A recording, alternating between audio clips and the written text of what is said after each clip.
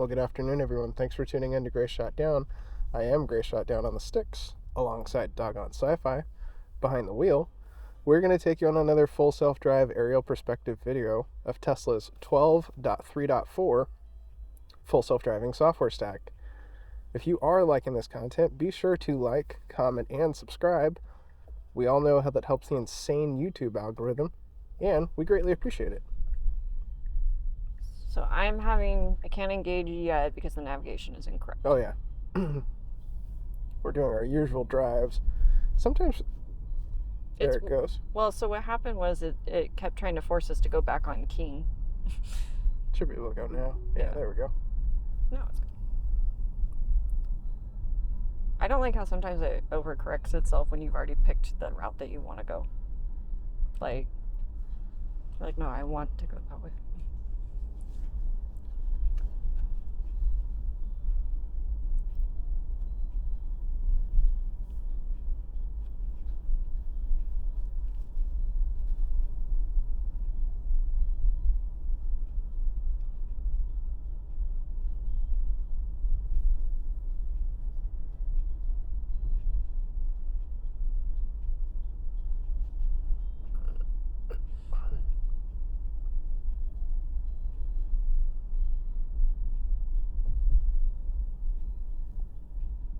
Coming up on a hard left.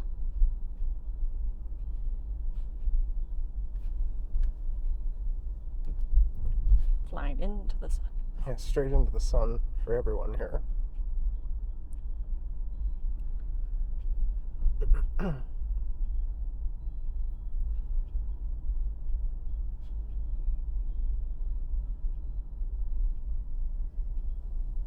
See, like, this is an example of this left turn up here that we were talking about earlier, where it needs to adapt to its environment.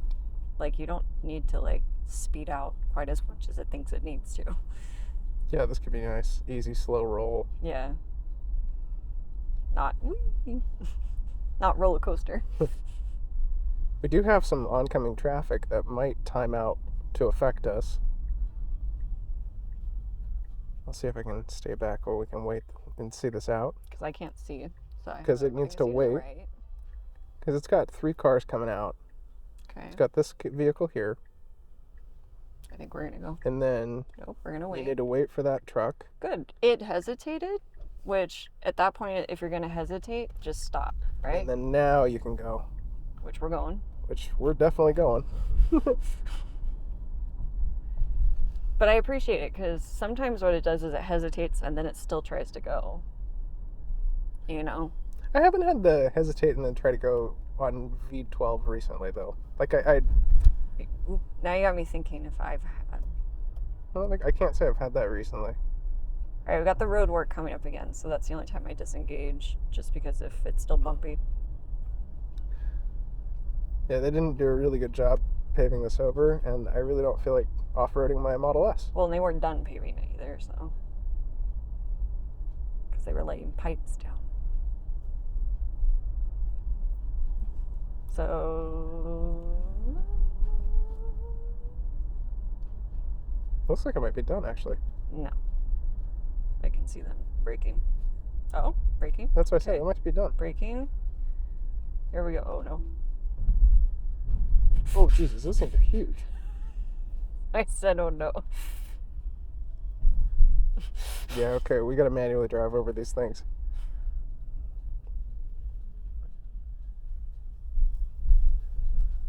The worst of it is right here. Yes, then the pothole. And the manual driving just crossing over the lanes and all that. Oh my gosh, this is so much worse from the ground level. Yeah. No, okay. We All can re-engage here and get back on our drive.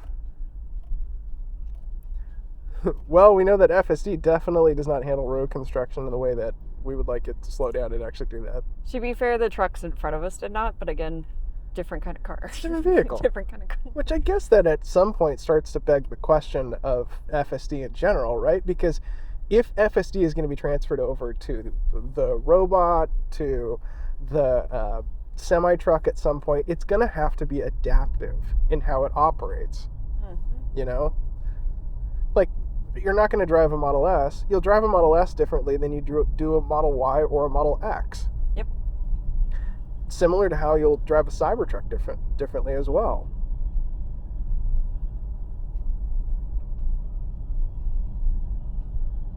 This is the street we got honked at last time. It was. Well, we got nobody behind us this time. Nope.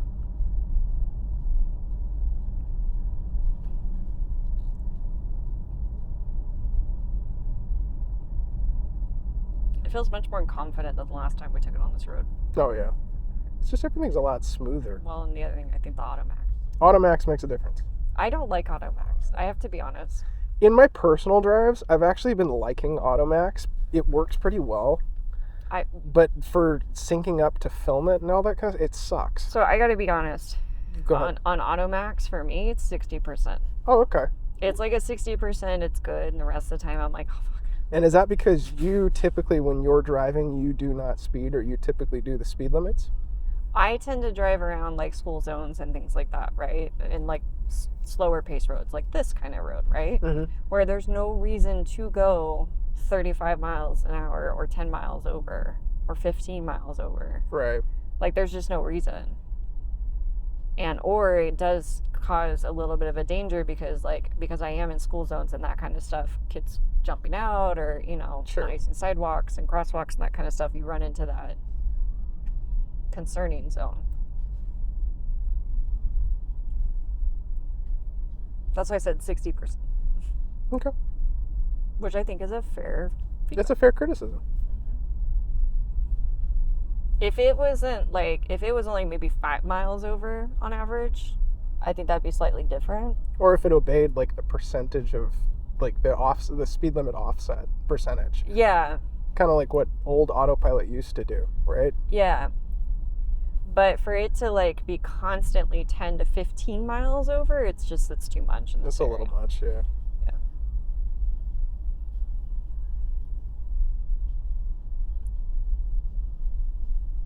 And again, I think maybe the area, right? No, for sure. But I think the other thing, like, I like when it does keep up with traffic, right? But like there's one area that they've been doing speed traps on continuously. And oh yeah. And this car is keeping up with traffic, but those are the people that are getting pulled over. Yeah. So you're like, I don't want to be one of those people. Yeah, and they're pulling over multiple people because they have one cop that's just standing on the corner and then radioing down to his partners, oh, grab that car. Yeah, that's not good. Yeah. Which I'm like, I don't know how legal that is. Which my favorite is there's a citizen that stands with a sign that says, this is a cop. Bless you, sir. Stick it to the man. Right. But yeah, in cases like that where you're like, yeah, everyone's speeding, but they're nailing people for it. So I don't want to be one of them. For sure.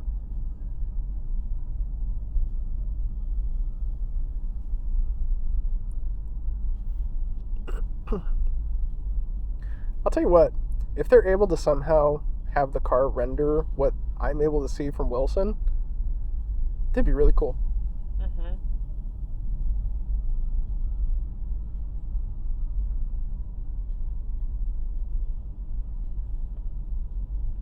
Yeah, I think 60% is a fair assessment of that. Of Automax for you? Okay. Because, like, I guess, would you be going 35 in this area right now? With the sunset and a nice kind of easy drive? Depends on the time of day. Like, if I was trying to get somewhere, like, if I'm just out cruising, I agree with you. I just do the speed limit. I just want to enjoy the scenery, the sunset. You can go around me like I'm an old fart on the way to Sunday church house. But here's the thing: we've proven this because, the UI allows you just to see what time you're going to arrive there. With this, yeah. It really doesn't make a damn difference. No, if you're going 10 over or 5 over the speed limit, like it makes maybe a minute difference. Like, what minute difference is that really going to make? For those viewers at home, Doggone Sci-Fi is talking about on the map. You can see our estimated time of arrival every time you're heading to places on the Tesla navigation, and every Tesla has this. But what makes it so cool is that when you're using Autopilot, I mean, even on long distance road trips, 5 or 6 miles an hour doesn't really make that big of a difference. And especially like in town wise, we're talking 1 to 2 minutes. What tends to make more of the difference is, and even when it like gives you the options for which route, and now it tells you like this is the shortest or this is the fastest. Sure. Right? even those are still within a minute of each other. Yeah. Like, at some point, it's just personal preference of like, maybe we should be rating this off of how many stoplights would you like? I don't know. Which, or like, for me, how many left turns do I actually have to take on the route? Or would you prefer a highway route? Yeah. Maybe people would just like to just cruise and chill on the highway. Versus, I like back roads. I don't mind a couple stop signs if it's back roads, less busy. Yeah, and see, that'd be interesting. Because for me, I would choose the highway routes. Mm-hmm. Don't go. Don't do it. But you're loud.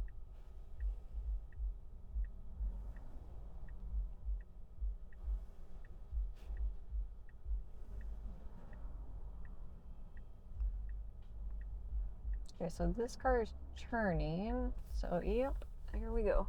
Wow, it was able to see that car. Wow. Yep, and it even waited to make sure that car was going to turn. Wow. I appreciate that. That was good driving. That was really well handled. Mm-hmm. All right, we're coming up on the infamous divider. All right. This one, since now I'm actually tracking on Doggone Sci-Fi, I can show you how close it comes to it.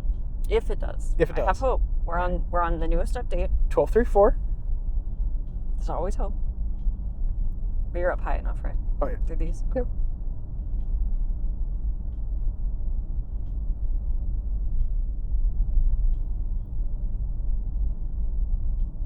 Excellent slowdown for that dumbass truck.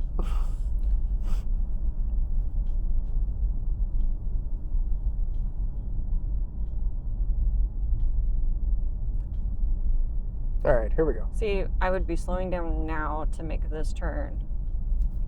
So as we make this turn here, you can kind of see how the car, that's actually not bad. It's drifting out. It's just not comfortable. No. It felt like it was drifting out. It wasn't, though. It was doing this. You could feel it. All right, but we're taking the roundabout. No turn signals. Yeah, it's doing it. It didn't hesitate. Excellent. Great roundabout. Perfect. Well, we do know that the curbing issue is still a reality. Yeah.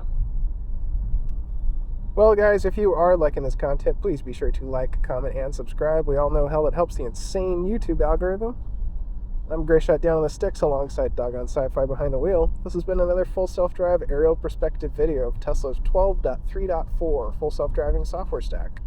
Ooh, we're also coming up on the left turn where last time it did pull out in front of someone and it refuses to get into the right turn lane to make the exit. What was interesting is when I went back and looked at it on 12.3.3, it was path planning for it. It may have done it if we were. Yeah. But it does it though. You can feel it where it's like, no. So maybe if it's not super busy up here, see. That was my plan last time, and then it pulled out in front of someone. Well, we had the minor road rage incident. We've had a couple of minner road rage incidents lately in this area. I've had a lot recently, and I was talking to other drivers, and they were talking about It's that time of year. Yeah. All right, here we go. Making a left, and I got to make an immediate right. So get over. And you can see here that's got to get in this lane, and you can kind of see how it's lazily taking this turn. It didn't get in the turn lane at all. It didn't even get in the turn lane. It's doing it. It just was like, no, thank you. Hey, the good news is I was able to capture that from the air. Maybe I'll clip that one off.